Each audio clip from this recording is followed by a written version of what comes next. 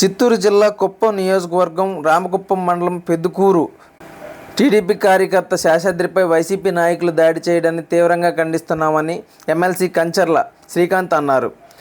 కుప్పం ప్రభుత్వ ఆసుపత్రిలో చికిత్స పొందుతున్న శేషాద్రిని పరామర్శించిన అనంతరం ఆయన మీడియాతో మాట్లాడుతూ ఎన్నికలు అయ్యాక కూడా అధికారంలో ఉన్నామన్న అలా అహంకారంతో వైసీపీ నాయకులు దాడులకు పాల్పడుతున్నారని, కూటమి అధికారంలో రాగానే దాడులు చేసిన వారిపై ఖచ్చితంగా చర్యలు తీసుకుంటామని, రామకుప్పం ఎస్ఐ ఓ వైసీపీ నాయకుడిలా వ్యవహరిస్తున్నారని, ఇప్పటికైనా వారి విధానాన్ని మార్చుకోకపోతే ఎన్నికల కమిషన్ మరియు డీజీపీకి ఫిర్యాదు చేస్తామని అన్నారు.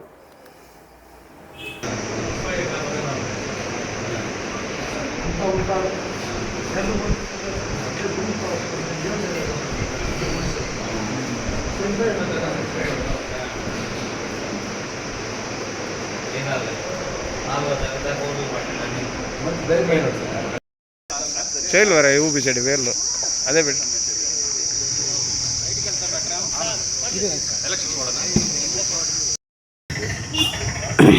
మీడియా మిత్రులందరికీ నమస్కారం. ఈ వైఎస్ఆర్సీపీ ప్రభుత్వం వచ్చిన తర్వాత రాష్ట్రంలో 2019 నుంచి 24 వరకు ఎటువంటి అరాచకాలు జరిగినా మనం చూసాం. అది ముఖ్యంగా కుప్పం నియోజకవర్గంలో ఎంత విచ్చలవిడిగా తెలుగుదేశం పార్టీ కార్యకర్తల మీద, నాయకుల మీద, లేకపోతే ఎవరైతే ఈ ప్రభుత్వ వైఫల్యాలని ప్రశ్నించారో వాళ్ళ మీద ఏ విధంగా దాడులు చేస్తూ వచ్చారో మనం చూస్తూ వచ్చాం. సో ఇప్పుడు ఎలక్షన్ అయిపోయింది, ఆల్రెడీ రిజల్ట్స్ రావడానికి 2024 మన జూన్ 4న మనకి కౌంటింగ్ ఉంది. ఈ లోపలే వాళ్ళు ఇంకా అధికారంలో ఉన్నామనేటటువంటి అహంకార భావంతో ఎన్ని చోట్ల టీడీపీ కార్యకర్తల మీద దాడులు చేస్తున్నారో మీడియా మిత్రులందరికీ తెలుసు, అలాగే కుప్పం నియోజకవర్గ ప్రజలందరికీ కూడా తెలుసు. మేము సహనంతో ఉన్నాం. చంద్రబాబు నాయుడు గారు ఎప్పుడు లా అండ్ ఆర్డర్ ఫాలో అవ్వాలి. మీరు ఏదన్నా లీగల్గా ఎలక్షన్ టైంలో కూడా మీరు అందరూ చూశారు ఎక్కడెక్కడ దాడులకు పాల్పడ్డారు. ఆఖరికి ఎమ్మెల్సీ భరత్ గారు, ఆయన గన్మెన్ కూడా మా పోలింగ్ ఏజెంట్లు ఉన్న వాళ్ళని, పోలింగ్ బూత్ దగ్గర ఉన్న వాళ్ళని ఏ విధంగా దాడి చేశారో చూసాం. తర్వాత కూడా తంబిగానపల్లిలో నిన్నగాక మొన్న మా కౌన్సిలర్ సెల్వం అండ్ ఇద్దరు సీనియర్ నాయకుల మీద ఏ విధంగా అశోక్ వాళ్ళ మీద ఏ విధంగా దాడి చేశారో మనం చూసాం. ఇప్పుడు మొన్న నస్రుల్లా మీద ఎలక్షన్ మూమెంట్లో దాడి చేయటం చూసాం. ఇప్పుడు మళ్ళీ 89 పెద్దూరులో రాత్రి తెలుగుదేశం పార్టీ సానుభూతిపరుడు అయినటువంటి కార్యకర్త అయినటువంటి శేషాద్రి, అట్లాగే శ్రీనివాస్, వెంకటేష్, వీళ్ళు ముగ్గురు పొలం దగ్గర ఉంటే ఏ విధంగా దాడి చేసి గాయపరిచారో మనం చూసాం. ఇప్పుడే పేషెంట్ల ముగ్గురిని చూడటం జరిగింది. దాంట్లో శేషాద్రి ఎక్కువగా గాయపడటం, నడుము భాగం, వాటన్నిటి చోట కూడా ఎక్స్రే స్కానింగ్లు తీయించాలా, ప్రాబ్లమాటిక్గా ఉందని చెప్పనేసి అతను చనిపోయాడనే భావించి వదిలిపెట్టి వెళ్ళిపోయారని చెప్పనేసి చెప్పడం జరిగింది. దాంట్లో వైఎస్ఆర్సీపీ నాయకులు మణి, సత్య, వెంకటరమణ, గోవిందస్వామి, సంతోష్, మురుగయ్య, శివ, హేమంత్ కుమార్ వీళ్ళు దాడి చేశారని చెప్పనేసి బాధితులందరూ ముగ్గురు చెప్పడం జరిగింది. అయితే 6 పేర్లే ఇప్పటికీ కేసులో పెట్టారని చెప్పనేసి నాకు ఇప్పుడే సమాచారం ఇవ్వటం జరిగింది. దానికి సంబంధించి డీఎస్పీ గారితో కూడా మాట్లాడటం జరుగుతుంది. ముఖ్యంగా రామకుప్పం ఎస్ఐ శివ గారు ఇంకా ఆయన అధికార పార్టీ కండవ వేసుకొని ప్రవర్తిస్తున్నటువంటి పరిస్థితి చూస్తూ ఉన్నాం. ఎస్ఐ గారు మీకు కూడా చెప్తున్నాం, చట్టపరంగా న్యాయపరంగా వెళ్తే అన్ని విధాలుగా అందరికీ గౌరవంగా ఉంటుంది. ఏదైతే ఈ ఎలక్షన్ల ముందు కానీ ఎలక్షన్ టైంలో కానీ మీరు ఏ విధంగా తెలుగుదేశం పార్టీ కార్యకర్తల నాయకులను ఇబ్బంది పెట్టారో అంతా సమాచారం మా దగ్గర ఉంది.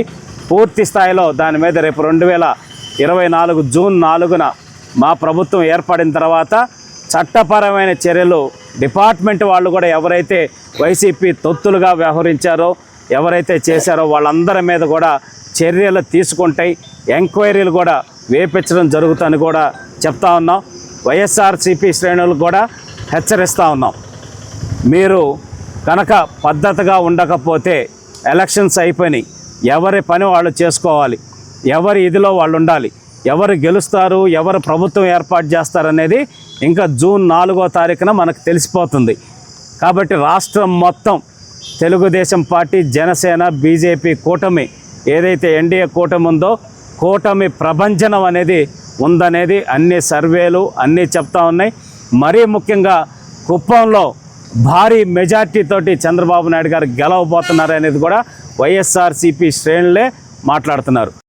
ఇది 100% తెలుగుదేశం పార్టీకి, చంద్రబాబు నాయుడు గారికి మద్దతుగా వివిధ ప్రాంతాల్లో బెంగళూరు, హైదరాబాదు, చెన్నై ఇట్లా ఉన్న వాళ్ళందరూ కూడా వచ్చి కసిగా ఓటేయటం జరిగింది. ఆ ఫ్రస్ట్రేషన్ తోటి ఇంకా పిచ్చి పిచ్చిగా కూడా ప్రవర్తిస్తూ ఉన్నారు. అది మానుకోకపోతే చట్టపరంగా రేపు మా ప్రభుత్వం ఏర్పడిన తర్వాత అందరి మీద చర్యలు తీసుకొని జైల్లో పెట్టించే పరిస్థితి ఉంటుందని కూడా హెచ్చరిస్తూ ఇప్పటికైనా ఇటువంటి దాడుల్ని మానుకోవాలని, అలాగే వైఎస్ఆర్సీపీ నాయకత్వానికి, భరత్ గారికి కూడా చెప్తున్నాను. నేను తెలుగుదేశం అటువంటి కల్చర్ని, అటువంటి గొడవలు పడేటువంటి పరిస్థితి లేకుండా ఉంటే అందరికీ బాగుంటుందని తెలియజేస్తూ దీని మీద ఎలక్షన్ కమిషన్కి, డీజీపీకి కూడా కంప్లైంట్ పెట్టబోతున్నాం. తెలుగుదేశం పార్టీ కేంద్ర కార్యాలయానికి కంప్లైంట్ ఎలక్షన్ కమిషన్ కూడా ఈరోజు ఇవ్వటం జరుగుతుంది. 100% న్యాయపరంగా పోరాటం చేసి ఎవరైతే దాడులు చేసి ఈ విధంగా చేశారో వాళ్ళందరి మీద రేపు ప్రభుత్వం ఏర్పడిన తర్వాత 100% చట్టపరంగా చర్యలు తీసుకుంటామని హెచ్చరిస్తూ ఉన్నాం. చాలా ప్రశాంతమైన నియోజకవర్గం. ఎప్పుడు కూడా ఎన్నికలు అయిన తర్వాత వాళ్ళకి కావాల్సిన పార్టీకి వాళ్ళు ఓట్లు వేసుకుంటారు, వీళ్ళకి కావాల్సిన పార్టీకి వీళ్ళు వేసుకుంటారు. ప్రశాంతంగా పోలింగ్ జరుగుతుంది, ప్రశాంతంగా ఉండిపోతుంది. అటువంటి నియోజకవర్గంలో చాలా గ్రామాల్లో మాకు ఓట్లు లేదని నీళ్లు కట్ చేయడం, కొన్ని గ్రామాల్లో రోడ్లు కట్ చేయడం, ఇప్పుడు కాపు కాసి రాత్రుల్లో పొలాల దగ్గరికి పోతుంటే కొట్టడం, ఇటువంటివన్నీ ఫ్యాక్షనిజం రాజకీయాలు కుప్పంలోకి తెస్తున్నారు. కడప రాజకీయాలను కుప్పంలో గుప్పిస్తున్నారు. ఇది మంచి పద్ధతి కాదు. ఓట్లు ఎవరెవరికి వేశారో 4వ తేదీ తేలుతుంది. అంతవరకు అందరూ ప్రశాంతంగా ఉండాలి. కానీ ప్రతి ఒక్కరూ రెచ్చగొట్టి చేస్తున్నారు. నిజంగానే తెలుగుదేశం పార్టీ కార్యకర్తలు 85% మంది ఉన్నాం. మేము రెచ్చిపోతే వాళ్ళు చచ్చిపోతారు. కానీ మేము చాలా ప్రశాంతంగా ఉన్నాం. కానీ రెచ్చగొడుతున్నారు. మా నాయకుడు మాకు నేర్పించినంత ప్రశాంతంగా ఉండండి, గలాట్లేక పోతుండి, రచ్చలు చేయొద్దని మా నాయకుడు మాకు నేర్పించాడు.